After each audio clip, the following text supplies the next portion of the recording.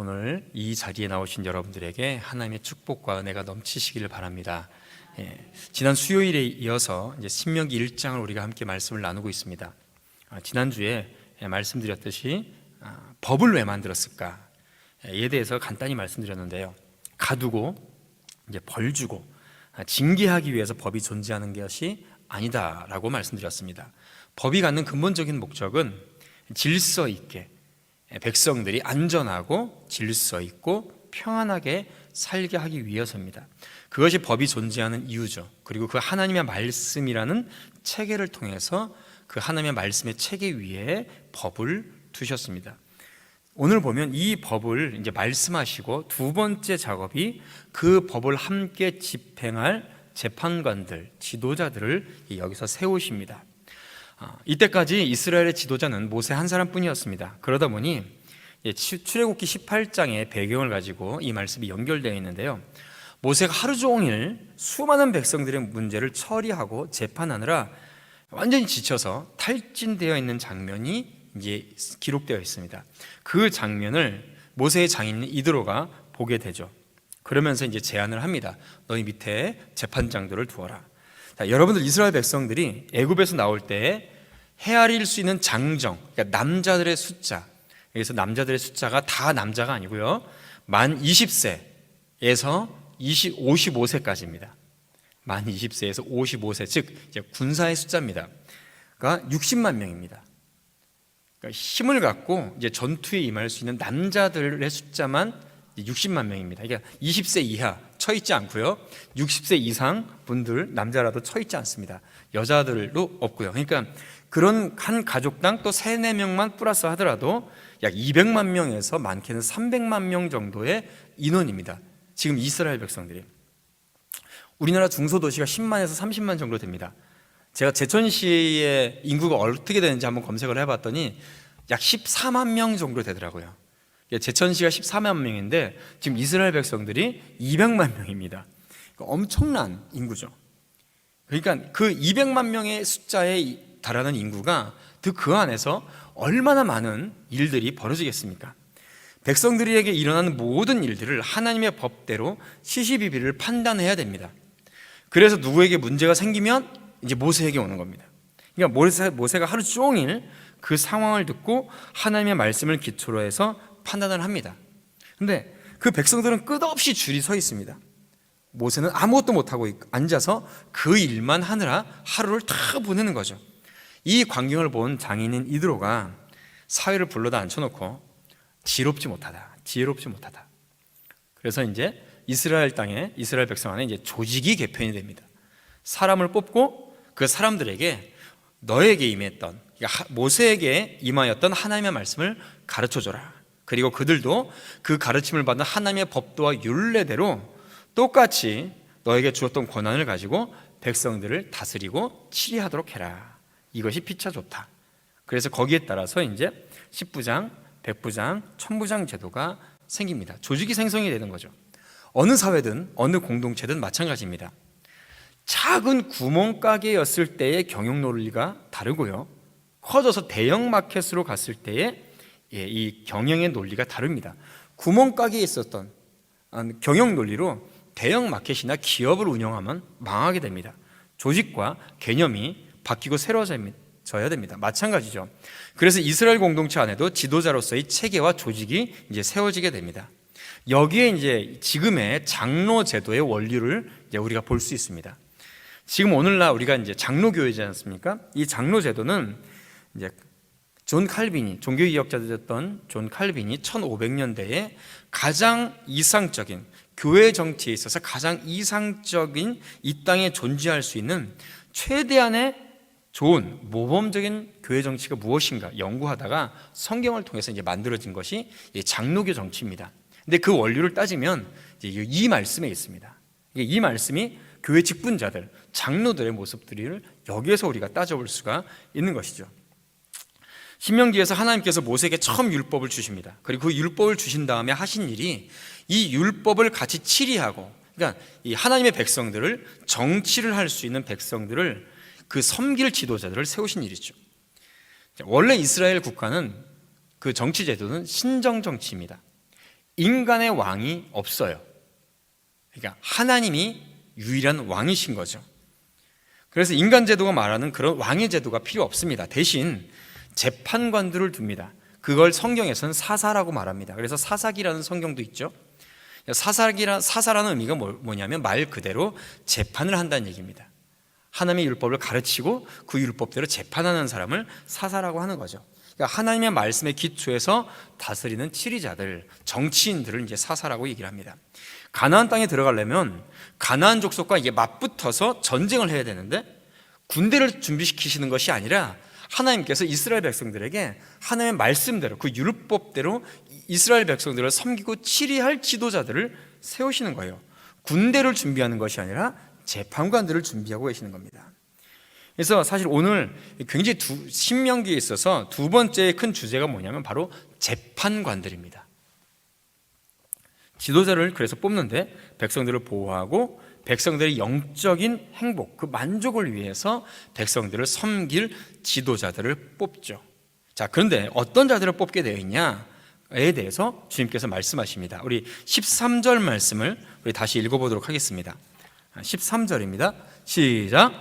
너희의 각 지파에서 지혜와 지식이 있는 인정받는 자들을 택하라. 내가 그들을 세워 너희 수령을 삼으리라 한즉. 아멘. 자, 무엇이 있는 자들을 택하라고 말씀하십니까? 지혜와 지식이 있는 자. 자, 지혜와 지식 비슷한 개념이지만 조금 다르다라고 볼 수 있습니다. 지식은 말 그대로 우리가 노력하고 시간을 투자하게 되면 습득되는 내용이 지식입니다.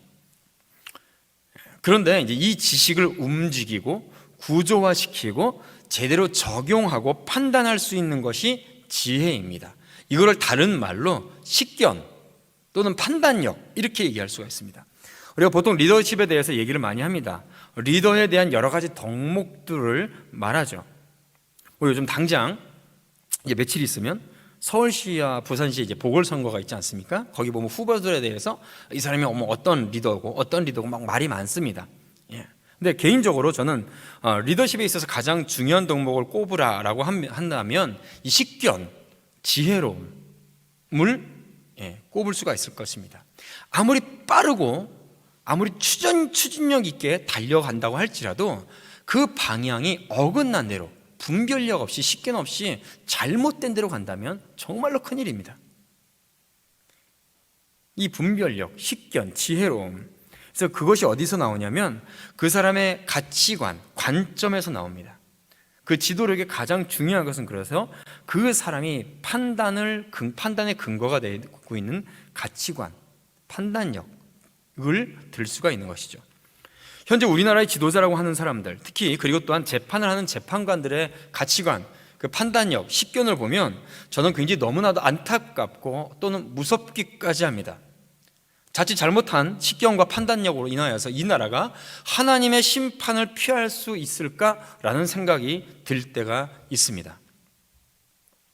그건 예를 들면 서울시의 이제 공무원들 중에서 믿음의 공무원들이 몇 명이 모여서 퀴어 축제에 대한 반대 성명을 내었습니다. 그리고 또 서울시의 시장이 되는 사람들에게, 후보들에게 퀴어 축제에 대해서 어떤 식견을 가지고 있느냐에 대해서 궁금한 것을 물어보는 성명을 내었습니다. 그런데 이것이 재판정에서 어떤 일이 있었냐면 이것이 인권 침해다라는 판결을 했어요. 인권위원회에서. 여러분 혹시 동성애 축제를 보신 적 있어요? 직접? 퀴어 축제가 동성애자들 축제예요. 우리나라에서 거의 10년 가까이 하고 있습니다. 점점 커지고 있고요. 서울시에서 우리가 내는 세금으로 그걸 지원까지 해줍니다. 우리나라 법에 음란물 공연에 관련된 법이 있습니다. 그래서 사람들이 보는 곳이나 또는 TV 이런 곳에서 일반적으로 사람들이 보지 못할 음란한 모습을 보고 그런 공연을 해서 혐오감을 일으키면 그것을 신고해서 못하게 되어 있어요. 검색이 가능하신 분들은 집에 가서 핸드폰이나 이제 컴퓨터로 검색을 해보십시오. 퀴어 축제, 동성애 축제 하면 나옵니다. 음란물 공연 그 이상입니다. 포르노를 방불케 합니다. 그래서 안 믿는 사람들도 그 퀴어 축제를 반대하는 사람들이 굉장히 많이 있습니다. 그럼에도 불구하고 그 법을 거꾸로 적용을 해서 그 부분에 대해서 잘못된 것이다 라고 말하는 사람들을 인권 침해라고 오히려 잘못된 판결을 내리고 있는 것이죠. 혹시라도 제가 설교에서 다음 주에 못 나온다 그러면 이제 경찰에 잡혀갔다고 생각하시면 돼요. 실제로 그 앞에서 퀴어 축제가 있을 때 퀴어 축제를 반대하는 집회를 합니다. 근데 그거를 주도하는 목사님이 잡혀가신 적이 있거든요. 실제로 우리의 가치관은 어디에 근거해야 될까요? 우리가 이 땅의 정치인들, 이 땅의 지도자들, 이 땅의 재판관들, 또 우리 교회에 있어서 재판관이라고 할 수 있는 목회자, 또 장로님들에 대한 그 판단의 근거가 어디에 될까요? 성경입니다. 그래서 여기서 말하는 것은 그 지도자들이 모세에게 주었던 하나님의 가치, 그 율법적 가치를 똑같이 공유할 수 있는 자를 말씀하고 있는 거죠. 우리 교회도 앞으로 일꾼들을 더 많이 세워줘야겠습니다. 그럴 때 우리에게 가장 중요한 것은, 또 내가 일꾼이 되었을 때 가장 중요한 것은 당연히 믿음이 좋고 열심히 있어야 됩니다. 그러나 그 덕목들 위에 그 근간에 뭐가 있어야 되냐면 하나님의 말씀을 근간으로 한 판단력, 가치관, 식견이 있어야 된다는 거죠. 왜 솔로몬이 하나님 앞에 지혜를 구했습니까? 백성들을 잘 재판하고 송사할 수 있는 지혜를 달라고 하나님께 기도했습니다.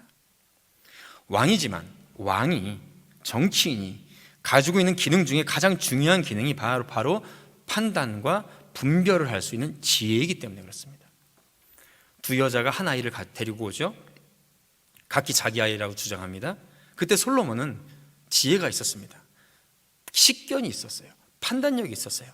그래서 솔로몬은 모성에 불타는 소리를 들을 줄 아는 식견과 분별력이 있었습니다. 그 아이를 쪼개어 나눠줘라. 진짜로 쪼개어 나눠주라는 말이 아니죠. 쪼개어 나눠주라고 했을 때 진짜 모성애의 울림을 들을 수 있기 때문에 그가 그렇게 얘기를 한 겁니다. 이것이 지혜, 분별력, 다른 말로 식견이라고 얘기할 수 있는 거죠. 지도자가 갖추어야 할 덕목 중에 굉장히 중요한 부분입니다. 그 지혜와 분별력은 바로 하나님께로부터 오는 것이죠. 이것은 모든 우리 성도님들은 하나님의 율법으로부터 나오는 지혜와 식견이 있기를 주님의 이름으로 축복합니다. 또 한 가지는 우리 15절입니다. 사실 13절의 내용과 똑같은 동일한 말씀이 나오긴 하는데요, 우리 15절 말씀을 다시 또 읽어보도록 하겠습니다. 15절 시작. 내가 너희 지파의 수령으로 지혜가 있고 인정받는 자들을 취하여 너희의 수령을 삼되 곧 각 지파를 따라 천부장과 백부장과 50부장과 10부장과 조장을 삼고. 아멘. 13절의 앞의 내용과 동일한 말씀입니다. 지혜와 지식이 있고 또 한 가지가 있습니다. 어떤 것을 받는 자들이죠? 인정받는 사람. 인정받는 사람. 여기서 인정받는다는 말은 정확히 다른 사람들에게 좋은 평판을 받는 사람을 얘기합니다. 자, 여러분, 사람들의 평판이 중요할까요? 중요하지 않을까요? 사실 중요합니다. 중요합니다. 영적인 공동체일수록 사람들의 평판이 사실 더 중요합니다. 이게 생각을 잘못하고 계시는 분들이 많이 있어요. 사도 바울이 자신의 영적인 아들 디모데에게 디모데후서 2장 15절에 이렇게 말씀하십니다. 너는 진리의 말씀을 옳게 분별하며, 여기도 분별, 식견, 판단력이라는 말씀이 나오죠. 그러면서 부끄러울 것이 없는 일꾼으로 인정된 자로, 즉 인정받는 자로 자신을 하나님 앞에 드리기를 힘쓰라라고 말씀하십니다. 동일한 개념이죠. 사람의 평판, 우리가 사람의 평판이라고 하면 잘못 생각하는 게, 어떤 예를 들어서 정치인들이나 TV에 나오는 정치인들이나 연예인들이 어떤 입소문을 통한, 또는 어떤 그런 영상이나 이런 것들을 통한 이미지 메이킹 차원으로 생각합니다. 그게 아닙니다. 그것이 아닙니다. 사람들에게 이 사람은 믿을만하다라고 검증되었다라는 것을 말씀드리는 거예요. 믿을만하고 이 사람 정말 식견 있고 이 사람에게 일을 맡기면 지혜롭게 잘 할 수 있는 사람이다라는 것을 여러 사람들에게 검증받고 인정받는 사람을 말하는 겁니다. 한 사람이, 하나님이 한 리더십을 세울 때는, 또 그 리더를 세울 때는 여러 가지 검증의 과정을 거칩니다. 물질의 검증도 거치고요, 이 사람이 물질에 대해서 거짓없이 깨끗이 사용하는가, 또 이성의 검증도 거치고요, 명예에 대한 검증도 거칩니다. 여러 검증 과정을 거칩니다. 자, 성경에서 보면 그릇에 대한 비유에 대해서 말씀하십니다. 집안에 큰 그릇도 있고 작은 그릇도 있고 뭐 여러 가지 재질로 된 그릇들이 있습니다. 금그릇도 있고 동그릇도 있고 철그릇도 있습니다. 근데 이것이 안 쓰이는 것이 아니라 다 쓰입니다. 작던 크던 용도대로 쓰입니다. 작은 종기는 또 종기의 용도대로 쓰고요, 대접은 대접대로 쓰고요, 뭐 쟁반은 쟁반대로 그 용도대로 다 씁니다. 그런데 딱 하나 쓰임받지 못하는 그릇이 있습니다. 어떤 그릇이죠? 더러운 그릇, 깨끗하지 못한 그릇. 불결한 것은 쓰임받지 못합니다. 그것이 해결되고 난 다음에 쓰임받습니다. 자, 그릇의 크기, 재질, 그것은 상관없습니다. 용도대로 필요합니다. 요즘 우리나라에 몇 년 전서부터 뭐 사람도 금수저, 흙수저 이런 얘기가 있더라고요. 뭐 또 요즘에는 또 뭐죠? 다이아몬드 수저가 또 따로 있더라고요. 금그릇 위에, 금수저 위에. 예, 그런 거 필요 없습니다. 다 동일합니다. 하나님께서 다 쓰임 받습니다. 그런데 안 쓰시는 그릇이 있어요. 깨끗하지 못한 그릇, 더러운 그릇. 금으로 만들었다고 할지라도 더러우면 쓰지 못합니다. 여기서 우리가 우리의 모습들을 살펴볼 필요가 있습니다. 우리 교회와 우리 한국교회의 직제에 대해서, 직분에 대한 잘못된 그런 관념들이 너무도 많이 있어요. 한 목사님께서 이제 담임 목회자가 되셨어요. 그래서 이제 선배 목사님이 담임 목사님이 되는 목사님을 찾아가서 이 말씀을 해주시는데, 목회할 때는 장로님들과의 관계가 중요한데 장로와 목사의 관계는 견제하는 관계이기 때문에 장로들하고 이 관계를 특별히 잘해야 목회를 성공한다라는 말씀을 하고 가셨대요. 그래서 이제 이 후배 목사님은, 담임 목사 되는 이 후배 목사님은 그 말씀을 듣고 한기로 흘려 보내셨다고 합니다. 자, 여러분, 교회 모든 직책이, 특별히 장로와 목사의 관계가 견제의 기능이 있습니까? 성경은 그 어디에도 그런 말씀을 하신 적이 없습니다. 오늘 말씀에 보면 모세가 있어요. 동일하게 하나님의 말씀을 그대로 받고 그 밑에 있는 장로들이 하나님의 말씀 그대로 모세와 연합하여서 하나님의 백성들을 치리합니다. 이런 견제관계라는 것은요, 세상 정치에 속한 논리예요. 하나님의 말씀에 속한 논리가 아닙니다. 교회 안에서의 모든 직분자들의 치리의 관계는 동역의 관계입니다.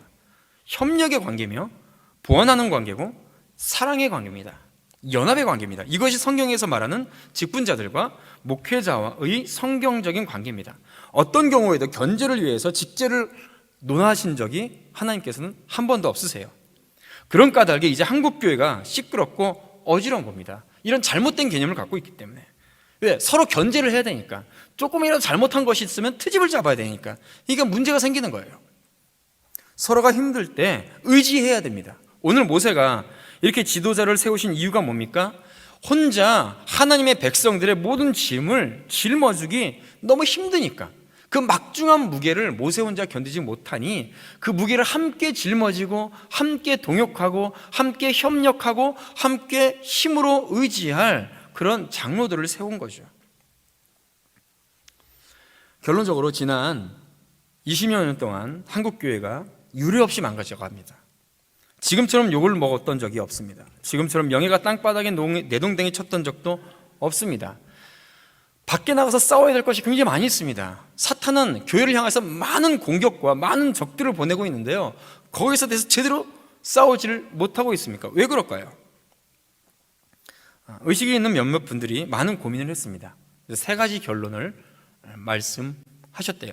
첫 번째 잘못은 무조건 목회자들이 잘못했다. 강단이 타락했다. 목회자인 저희들이 책임인 거죠.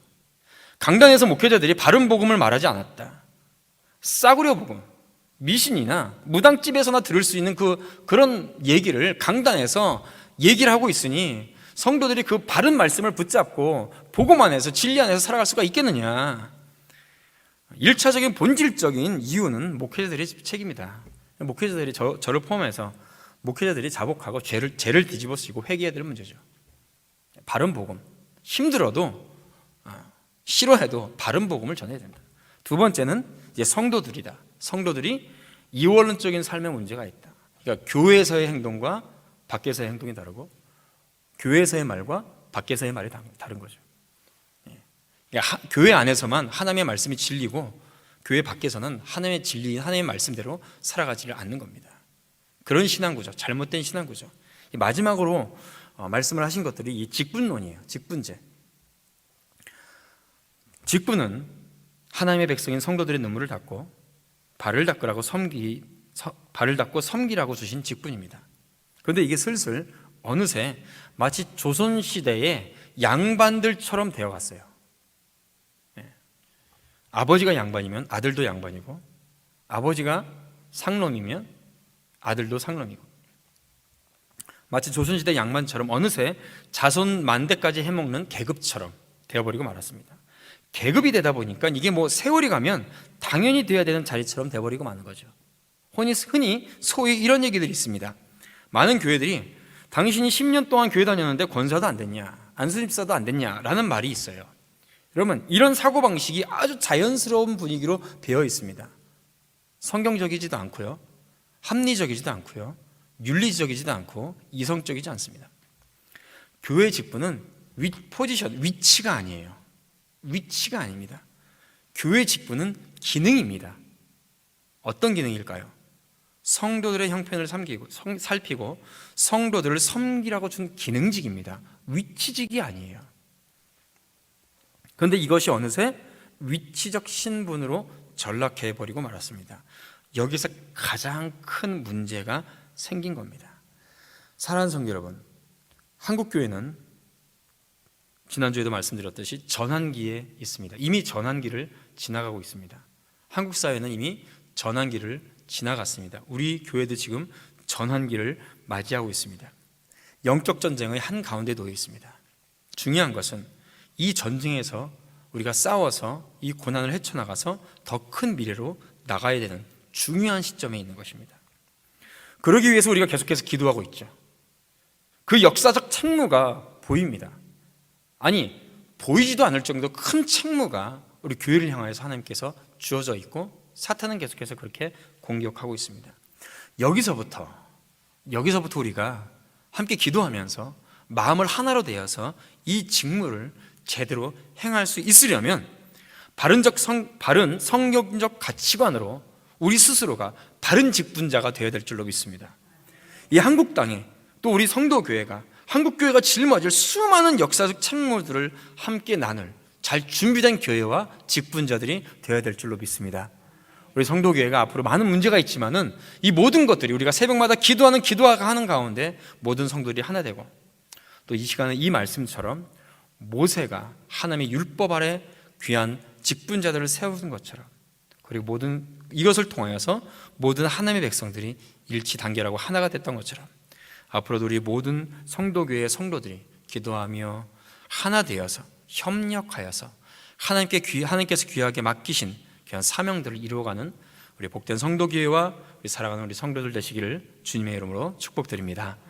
기도하겠습니다. 하나님 아버지, 주의 은혜와 사랑을 감사드립니다. 아버지, 하나님, 모세가 그 짐을 짊어지기 힘들어서 여러 직분자들을 세웠습니다. 하나님 아버지, 우리가 한 사람이 귀한 직분을 감당하지 못하기에, 주의 사명을 감당하지 못하기에 우리가 함께 직분을 맡아서 감당하고 있습니다. 이제 함께 기도하며 함께 연합하여서 우리 교회가 맡겨진 귀한 하나님의 소명과 사명을 이루어갈 수 있는 성도교회와 귀한 성도들이 될 수 있도록 주여 인도하여 주시옵소서. 담임 목사님을 모시는 가운데 있습니다. 우리 성도들이 이 일로 인하여서 이제 더 이상 분열되지 않고 하나 되어서 귀한 목사님 모시고 주님께서 주신 비전을 이뤄나갈 수 있는 복된 성도들 교회가 될 수 있도록 인도하여 주시옵소서.